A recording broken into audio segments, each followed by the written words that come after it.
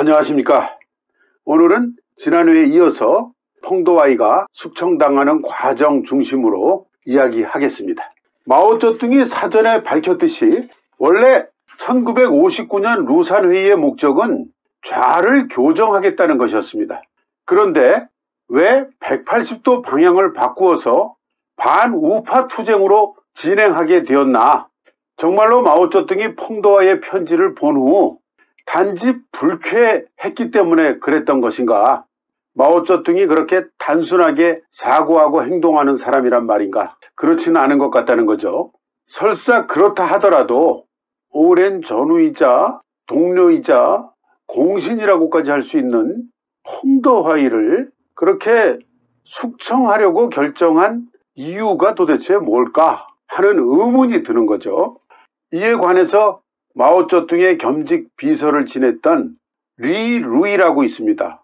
이 리 루이가 회고록에서 밝힌 내용을 보면은 첫째, 다른 혁명 동지들은 마오쩌둥의 권력이 공고해지고 당내 위상이 높아지면서 복종하는 태도로 바뀌었는데 펑도와이만은 여전히 마오쩌둥에게 직언과 비판을 하는 경우가 많았다고 합니다. 마오쩌둥이 펑도와이보다 5살 위지만은 그 혁명 전쟁터에서 동고동락할 때는 서로 라오마오, 라오펑 이렇게 호칭하면서 동지처럼 또 친구처럼 지낸 세월이 꽤 오래됐던 거죠.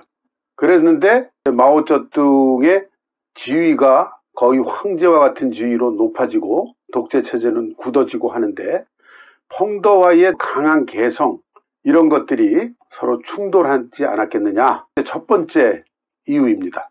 두 번째는 펑도와이가 항미원조 전쟁에서 전공을 쌓고 개선 장군으로 귀국한 이후에 국방부 부장, 정치국 상무위원 등의 요직을 맡으면서 군부 내에서의 실권과 명성이 갈수록 강해져 가는 펑도와이를 이제는 견제할 때가 되었다고 마오쩌둥이 생각하지 않았겠느냐 하는 추측이 있습니다.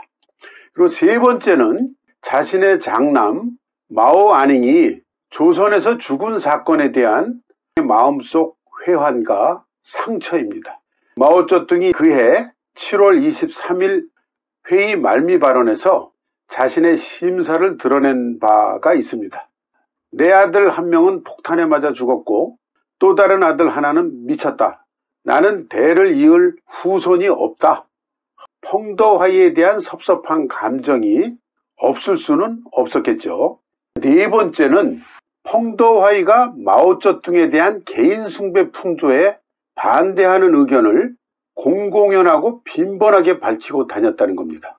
스탈린이 죽은 후에 1956년 소련 공산당 제20차 당대표 대회에서 후르시초프가 스탈린에 대한 개인 숭배 반대 의견을 발표하고 스탈린 격하 운동을 시작하죠. 이때부터 마오쩌둥의 관심과 걱정은 이제 중국의 후르시초프는 누가 될 것인가 라는 거였습니다. 그 당시에 마오쩌둥이 경계한 인물은 그로부터 약 7년 후에 문화대혁명을 기획 발동했을 때 중국의 후르시초프라고 마오쩌둥이 지명하고 숙청했던 류 샤오치가 아니었습니다. 바로 펑도와이였습니다.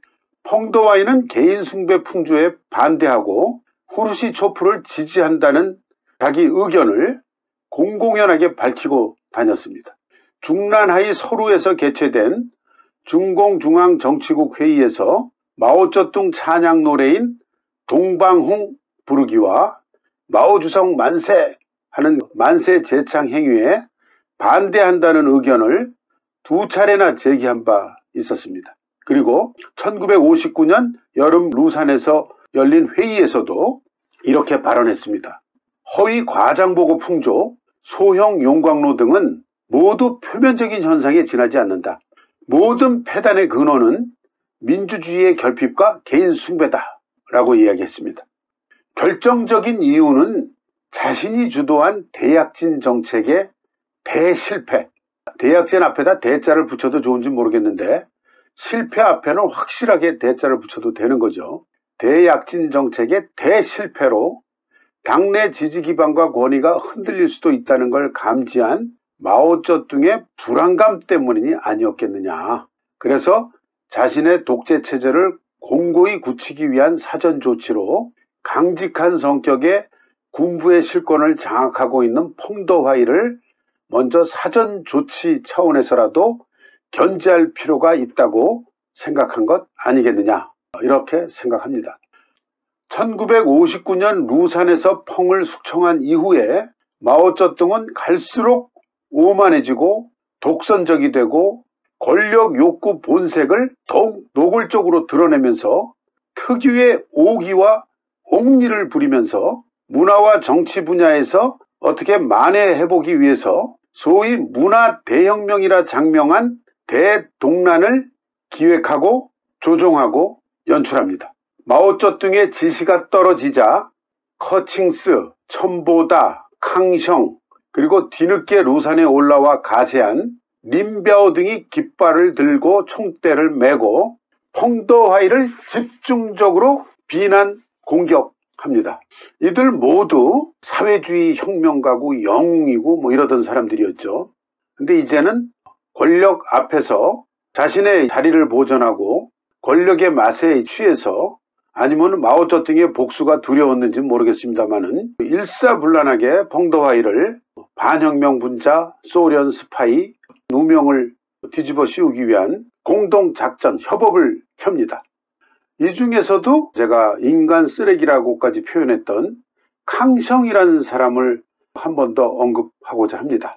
이 캉셩은 마오쩌둥의 옆에서 온갖 음모와 술수로서 마오쩌둥의 정적을 제거하는 데 역할을 한 그런 사람입니다.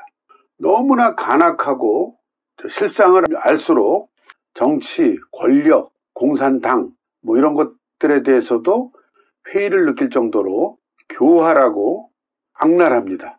그렇게 악행을 하면서도 권력 주변에서 속된 말로 부귀영화를 누리다가 1975년 12월 마오쩌둥보다 약 9개월 정도 먼저 베이징에서 병으로 죽습니다. 죽고 나서는 장례식도 성대하게 치르고 추도사도 멋지게, 중국 내 고급 간부들이 죽었을 때 장례식을 할 때 보면 그 앞에 사회주의 혁명가, 위대한 무슨 애국 수식어가 한 대여섯 개, 7개, 8개 막 붙습니다. 그런 추도사를 붙이고 성대하게 장례식을 치르고 바바오산 혁명공원 묘지에 유해를 모셨겠죠. 유해에다가는 공산당 당기를 두르고 그랬는데, 마오쩌둥이 죽고 나서 덩샤오핑을 중심으로 하는 실용주의 개혁파가 권력을 잡고 개혁 개방이 시작되죠. 1978년 말부터. 이때 이제 권력 투쟁에서 승리해서 권력을 잡은 실용주의 개혁파라는 사람들이 대부분 다 혁명 1세대 원로파들이었습니다.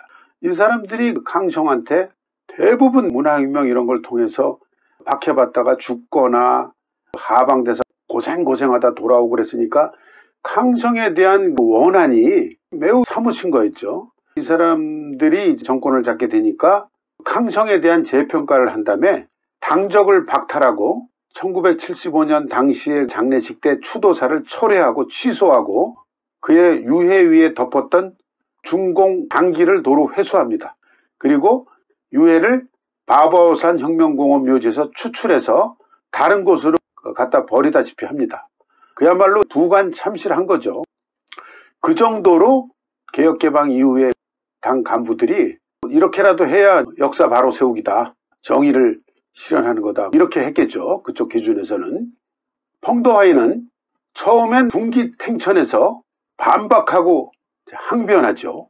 펑더화이 성격이나 기질로 봐서 가만히 당하고 있지는 않겠죠. 그런데 예제닝, 이해롱전 같은 옛 전우들, 이런 사람들이 계속 펑더화이 방에 찾아와서 설득하고 호소하고 대국을 위해서라도 마오 주석의 뜻을 존중해 줬으면 좋겠다, 이런 식으로 호소를 계속 하니까 결국 펑더화이가 그거를 수용했다고 합니다. 그렇지만 펑더화이의 그 직설적이고 격정적 성격, 그런 거는 숨기기니까 힘든 거죠. 그날 회의가 끝나고 모두들 자리에서 일어나려고 하던 그런 순간에 일부러 뒷자리에 앉아 있었던 펑도하이가 앞줄에 마오쩌둥이 자리 앞으로 가서 잔뜩 화가 나고 불만스러운 어투로 주석, 참고하라고 보낸 편지를 왜 인쇄해서 배포했습니까? 정면으로 마오쩌둥을 쳐다보고 마오쩌둥이 순간적으로 당황해하면서 너도 인쇄해서 배포하지 말라고 이야기하지는 않았다 하고 대꾸를 했답니다. 누가 봐도 참 궁색한 대답이죠. 펑도하이가 돌아서서 그냥 먼저 나간 겁니다. 마오쩌둥이 다른 영도들과 같이 나오는데 저 밑에 이미 내려가고 있는 펑도하이가 보이는 거예요. 그러다 펑도하이가 뒤돌아보다가 둘이 눈이 마주쳤답니다. 마오쩌둥이 펑총 우리 얘기 좀 하자. 거리가 꽤 되니까 크게 소리 지르듯이. 그런데 펑도하이는 얼굴이 잔뜩 상기된 채로 눈을 치켜뜨고 마오쩌둥을 한번 노려본 다음에 걸음도 멈추지 않고 가던 방향으로 계속 걸어가면서 얘기는 무슨 얘기를 합니까? 뭐 좋은 얘기도 아닐 텐데. 마오쩌둥이 당황하고 멍한 표정으로 다시 펑도하이에게 외쳤답니다. 좋은 이야기가 아니라도 이야기 좀 하자. 그랬더니 이번에는 아예 돌아보지도 않고 좋은 이야기도 아니라면서 무슨 얘기를 합니까? 하고 걸음도 멈추지 않은 채로 퉁명스럽게 대꾸하고 그대로 내려가 버렸다는 겁니다. 근데 이게 옛날에 라오펑, 라오마오 하던 그 시절이 아니거든요. 지금 마오쩌둥의 위상은 거의 황제와 같은 위상인데 그때 마오쩌둥의 옆과 뒤에는 로레이칭, 커칭스, 타오주, 왕런중 이런 중공 중앙의 고급 간부, 영도들과 그리고 경호대장인 리인차오 등이 함께 내려오던 중이었다는 겁니다. 아마도 이것이 원래 회의 끝나고 산에서 내려갈 준비를 하려던 마오쩌둥이 계획을 변경해서 중앙판공청에 루산에서 계속해서 8기 8차 중앙위원회 전체 회의를 개최할 것과 그때까지 이 회의에 참석하지 않고 있던 중앙위원들을 급하게 루산으로 소집하라고 지시한 중요한 이유와 동기 중에 하나가 아닐까 생각을 합니다. 마오쩌둥의 성격 중에 두드러지는 특성 중 하나가 매우 감정적이고 자신이 받은 상처나 원한을 결코 잊지 않습니다. 기어이 2배, 3배로 되갚아줍니다. 그러니 이런 펑도하이의 행동이 마오쩌둥이 그 뒤로 펑도하이 문제를 처리하는데 중요한 영향을 미쳤을 거다 하는 것은 짐작할 수 있는 거죠. 린비아오가 등장을 합니다. 첫 확대 공작 회의 할 때는 린비아오는 병가를 신청하고 참석하지 않았었습니다. 그러던 린비아오가 8기 8중전에 참가하라는 소집 통지를 받고 루산으로 올라와서 마오쩌둥을 만납니다. 마오쩌둥을 만난 후에 기회가 왔구나 하는 것을 감지하는 거죠. 린비아오는 인민해방군 지휘관 중에 전쟁 귀신으로 불렸죠. 중공 군부 내에 린비아오와 비길 만한 장군이라면은 펑도하이, 쉬샹첸, 그리고 소수민족인 동족 출신의 수위 정도라고 합니다. 그리고 린비아오와 펑도하이를 비교하자면 펑도하이가 나이도 많지만은 군분의 계급과 위상이 줄곧 린비아오보다는 위였습니다. 섬서 간수 지대에서 펑도하이가 사령관, 스링일 때 린비아오는 부사령관, 푸스링이었죠. 팔로군 시절에는 펑도하이가 팔로군 부총지휘일 때 린비아오는 팔로군 소속 115사 사단장이었습니다. 펑도하이가 한 층차나 두 층차 이상 높았죠, 항상. 린비아오는 평소에 펑도하이를 존경하고 흠모했습니다. 격렬한 전투에 대담하고 용감하게 정면으로 임하는 그 펑도하이를 존경하고 흠모했다는 거죠. 근데 이제 권력 투쟁 국면에서는 린비아오의 태도가 바뀌는 거죠. 펑도하이와 린비아오에 대해서 니에롱전이라고 중공 10대 원수 중 하나이고 중국이 원자탄 개발 프로젝트를 성공적으로 진행될 수 있게 지휘했던 그런 장군입니다. 그 니에롱전이 회고하기를 정권이 공고해진 후 황제와 같은 지위에 있던 마오쩌둥에게 감히 직언을 할 수 있었던 사람은 펑도하이와 린비아오 두 사람뿐이었다. 이렇게 회고를 합니다. 그러나 이 두 사람의 성격, 사고방식, 그리고 행동은 비슷한 점도 있지만 또 대조적인 점도 많습니다. 항일전쟁 시기에는 펑도와이 린비아오 두 사람 모두 팔로군이 오직 유격전만 하면서 군사력을 보존해야 한다는 마오쩌둥과 당의 주장, 방침에 모두 동의하지 않습니다. 린비아오는 중국군이 일본군을 상대로 첫 승리를 거둔 정규 전투라고 할 수 있는 핑신관 전투를 발동해서 승리를 거둡니다. 그러면서 일약 항일 전쟁의 민족 영웅으로 떠오릅니다. 중국군이 정규 전투를 통해서 일본군과 싸워서 승리한 첫 전투였습니다. 펑도와이는 훨씬 더 크게 전투를 벌립니다. 그 이름 자체가 백단대전입니다.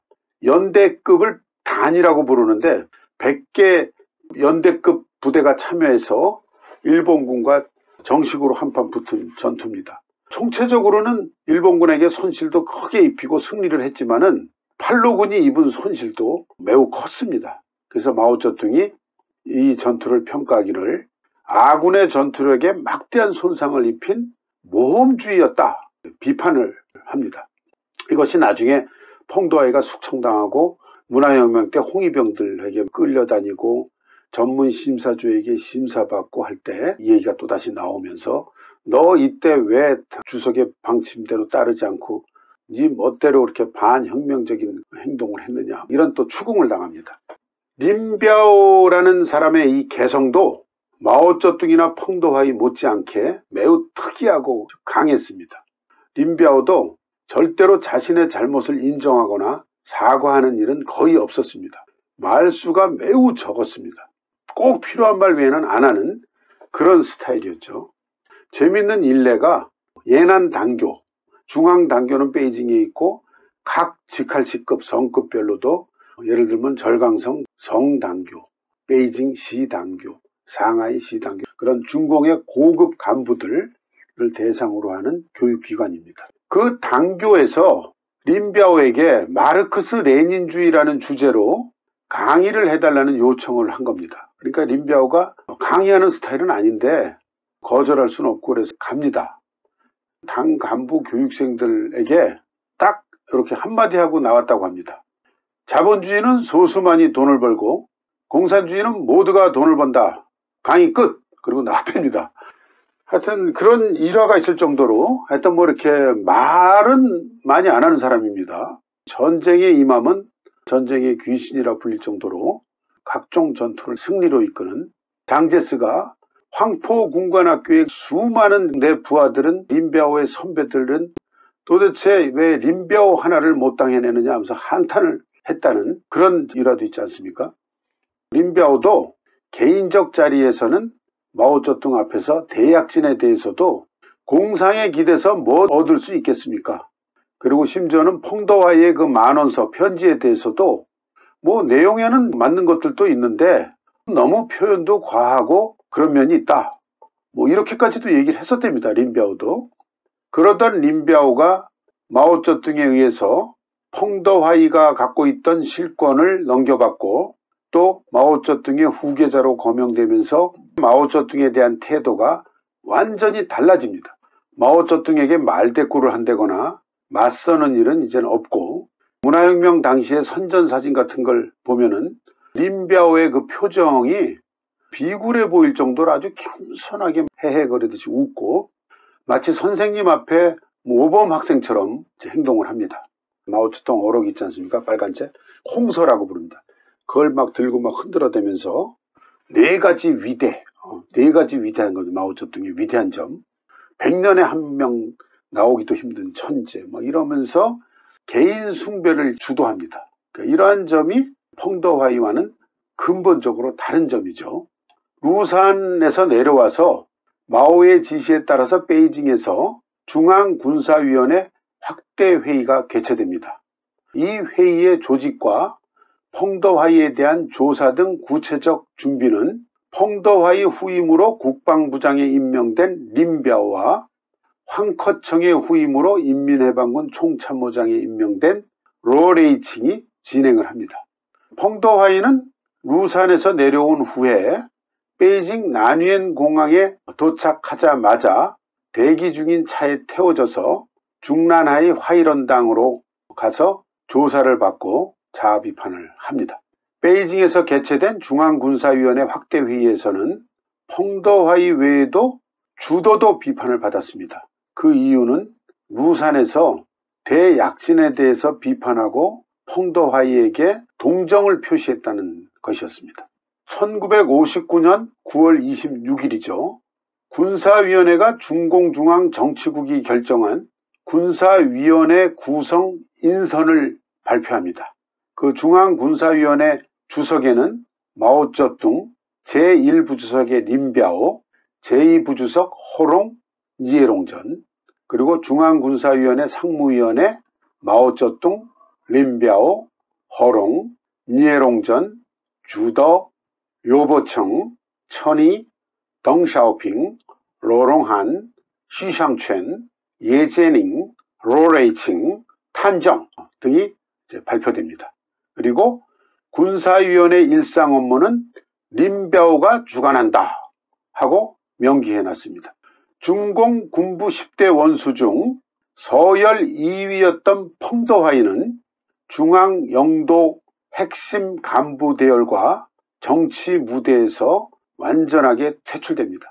그리고 서열 1위였던 주도도 마오쩌둥의 의도를 받아들이지 않았다는 이유로 군사위원회 부주석 지위를 박탈당하고 군사위원회 상무위원직만 겨우 유지합니다.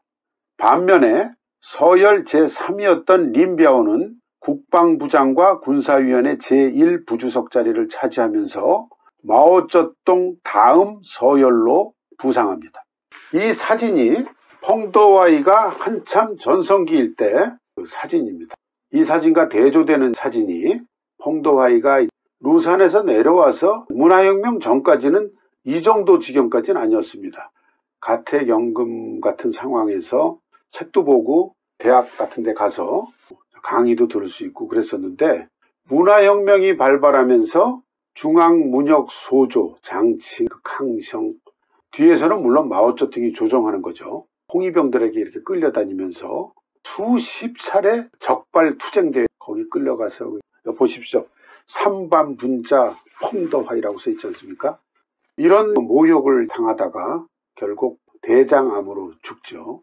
네, 다음 25회에서는 1959년 여름 루산에서 펑더화이 숙청 후 약 2년 반 후에 1962년 초 베이징에서 개최된 전국 공작회의, 소위 7천인 대회라고도 부릅니다. 이 대회에서는 류샤오치가 대약진에 대한 비판을 하고 마오쩌둥의 심기를 건드립니다.